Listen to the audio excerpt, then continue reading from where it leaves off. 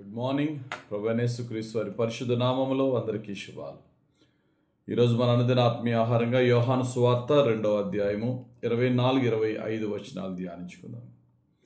అయితే యేసు అందరినీ ఎరిగినవాడు గనుక ఆయన తన్ను వారి వశమును చేసుకొనలేదు. ఆయన మనుషుని ఆంతర్యమును ఎరిగినవాడు గనుక ఎవడనో మనుషుని గూర్చి ఆయనకు సాక్ష్యం ఇయ్యనక్కరలేదు.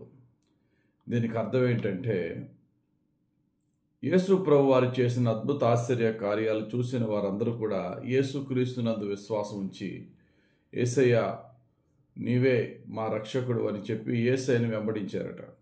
కానీ యేసయ్యను నమ్మిన వారిని అందరినీ యేసు ప్రభు నమ్మలేదట. ఈరోజు ఈ వాక్యం ధ్యానిస్తున్నప్పుడు మనల్ని మనం ప్రశ్నించుకోవాలి. నేను యేసయ్యను నమ్ముతున్నాను, యేసయ్య నన్ను నమ్ముతున్నాడా? నేను యేసయ్యను నా ప్రభువుగా యాక్సెప్ట్ చేస్తున్నాను, ఆయన భక్తునిగా, ఆయన బిడ్డగా ఆయన నన్ను యాక్సెప్ట్ చేస్తున్నాడా? ఆ వాక్యం ఉంటుంది, యేసు అందరి ఆంతర్యము ఎరిగినవాడు, ప్రతి హృదయాన్ని ఎరిగినవాడు. పేరుకి నోటితో ప్రభువా ప్రభు అని పిలిస్తే, ఆయన గొంగొంగి దన్నాలు పెడితే మనుషులు నమ్మేసినట్టుగా దేవుడు నమ్మేడట. మనం ఇచ్చే కానుకలకు దేవుడు సంతోషించడు, దేవుడు మనల్ని అంగీకరించడు. మనం ఇచ్చే కానుకలు కానీ, మనం చేసే ప్రార్థనలు కానీ పై రూపంలో చూచి ఆయన మనలను అంగీకరించేవాడు కాదు. ఆయన మన హృదయ పరిశోధకుడు. కాబట్టి మన మాటలతో ప్రభు హృదయాన్ని గెలుచుకోలేము. మన యొక్క నటనతో, మన వేషధారణతో ప్రభు యొక్క హృదయాన్ని గెలుచుకోలేము. కనుక ఆయన మన అంతరంగాన్ని, మన మాటలు వెనకాతల ఉద్దేశము, మన క్రియలు వెనకాతల మనకున్న యోచన సమస్తం చూచేవాడు. అందుకనే బైబిల్ చెప్తుంది, గనుక ఎవడనో మనుషుని గూర్చి ఆయనకు సాక్ష్యం ఇయ్యక్కర్లేదు. ఇతడు ఇటువంటి వాడండి, ఆవిడ ఎటువంటి వాడండి ఎవరు చెప్పక్కర్లేదు ఆయనకి. వాని మాటలను బట్టి కూడా దేవుడు వాడిని అంగీకరించడు. కరెక్ట్గా డైరెక్ట్గా దేవుడు మనుషులు పైరూపమును చూచువారు కానీ నేను నీ హృదయాంతరంగాన్ని పరిశీలన చేసే దేవుడు. కాబట్టి మనం చర్చికి వెళ్తున్నాము, ప్రార్థన చేస్తున్నాము, దేవుణ్ణి మన యొక్క యేసు ప్రభుని మన స్వరక్షకునిగా, దేవునిగా అంగీకరిస్తున్నాము. కానీ మన అంతరంగము, మన రహస్య జీవితము, మన ఆత్మీయ జీవితం ప్రభు చూసినప్పుడు, yes you are my son, బలా నమ్మకమైన మంచి దాసుడా అని ప్రభు చేత పిలువబడే స్థితిలో ఉన్నామా? యోర్దాను నదిలో నుండి యేసు ప్రభు బయటకు వచ్చిన వెంటనే బాప్తిసం తీసుకుని ఆకాశము తెరవబడి పరమతండ్రి అంటున్నాడు, ఇతడు నా ప్రియ కుమారుడు, ఇతని మీద నేను ఆనందించుచున్నానని. యేసు ప్రభు మన గురించి సాక్ష్యం ఇచ్చేలాగా మనం జీవించాలి. యేసు ప్రభు అంటారు, యోహాను సువార్త 6వ అధ్యాయం 64వ వచనం, మీలో విశ్వసించని వారు కొందరు ఉన్నారని వారితో చెప్పాను. విశ్వసించిన వారెవరో, తన్ను అప్పగింపబోవు వాడెవడో మొదటి నుండి యేసునకు తెలియను. యేసు ప్రభు శిష్యులతో అంటున్నాడు, మీరందరూ ప్రభువా ప్రభు అని అందరూ నాకు ఎంతో హంబుల్గా కనబడుతున్నారు, కానీ నాకు తెలుసు మీలో నన్ను విశ్వసింపని వాడు కూడా ఉన్నాడు. ఇస్కరియోతు యోధా గురించి దేవుడు చెప్తున్నాడు.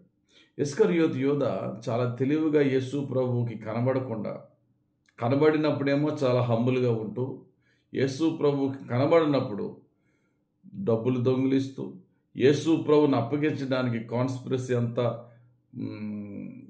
సమస్తమైనటువంటి ఆ డబ్బులకి అమ్ముడైపోయి యేసు ప్రభుని ఎలాగా అప్పగిద్దామని చెప్పి ఆ యొక్క ప్రధాన యాజకులతో అతడు చేసిన ఆ యొక్క దొంగ పని అంతా యేసు ప్రభువుకు తెలుసు. యేసు ప్రభు అతని హృదయం ఎరిగినవాడు, అన్నీ కూడా యేసు ప్రభు తెలుసు. కానీ యేసు ప్రభువుకి తెలుసనే సంగతి మాత్రం ఇస్కరియోతు యోధాకి తెలియదు. అదే ఇక్కడ వాక్యం చెప్తుంది, ఆయన అందరి హృదయం ఎరిగిన వాడని ఉన్నది. మరలా అదే వాక్యంలో ఆయన తన్ను తాను ఎవరికీ వశము చేసుకోలేదు. He didn't reveal himself. తను ఎవరికి కూడా వశపరుచుకోలేదు, కానీ అందరి హృదయం ఎరిగినవాడు. కాబట్టి దేవుని హృదయం అర్థం చేసుకోవడం మన వల్ల కాదు. మన హృదయము సమస్తం ఆయనకి తెలుసు. మనం ఆయన వెంబడిస్తున్నప్పుడు ఎలా వెంబడించాలి అంటే, యేసయ్యను ఆరాధిస్తున్నప్పుడు, యేసయ్యకి ప్రార్థిస్తున్నప్పుడు ఎలా ఆరాధించాలి, ఎలా ప్రార్థించాలంటే మన గురించి ఆయన సాక్ష్యం చెప్పాలి. నా కుమారుడా, నీ యందు నేను ఆనందిస్తున్నాను. నీ పర్సనల్ లైఫ్, నీ రహస్య జీవితం, ఎవ్రీథింగ్ నేను చూస్తున్నాను. నువ్వు నా కుమార్తెవమ్మ, నా కుమారుడు అమ్మ అని ప్రభు చేత అంగీకరింపబడిన విశ్వాస జీవితంలో జీవిద్దాం. మనుషులు ఎవ్వరూ మనకి సాక్షులు కాదు, యేసయ్యే సాక్ష్యం. కాబట్టి ఆయన సాక్ష్యమే శాశ్వతము, స్థిరము. ఆయన దృష్టికి అంగీకారంగా బ్రతుకుదాం, ధన్యులుగా మారదాం. దేవుడు తన పరిశుద్ధ వాక్యం దీవించుగాక. ఆమేన్. పరిశుద్ధుడా, ప్రేమ కలిగిన తండ్రి, మేము ఎన్ని ప్రార్థనలు చేసినా, ఎంతో గొప్పగా సేవ చేసినా, మా వ్యక్తిగత రహస్య జీవితాన్ని చూచే మమ్మల్ని అంగీకరించేవాడవు కనుక, ఏ పాపాన్ని మా హృదయంలో పెట్టి ఏ పాపమును మేము దాయలేము కనుక, నీకు ప్రీతికరంగా మారడానికి మా అంతరంగ హృదయాంతరంగాన్ని మేము శుద్ధి చేసుకోవటానికి నీకు సహాయము, నీ కృప, నీ ఆత్మను మాకు దయచేయండి.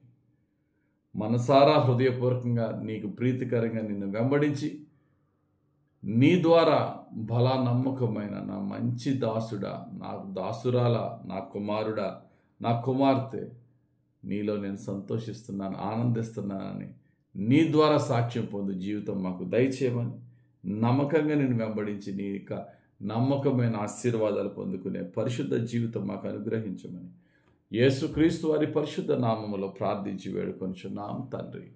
ఆమేన్. తండ్రి యొక్కయు, కుమారుని యొక్కయు, పరిశుద్ధాత్మ దేవుని అభిషేకం మనపై దిగి వచ్చి యేసయ్య నీతిలో మనల్ని నడిపించును గాక. ఆమేన్. God bless you. Have a very blessed day.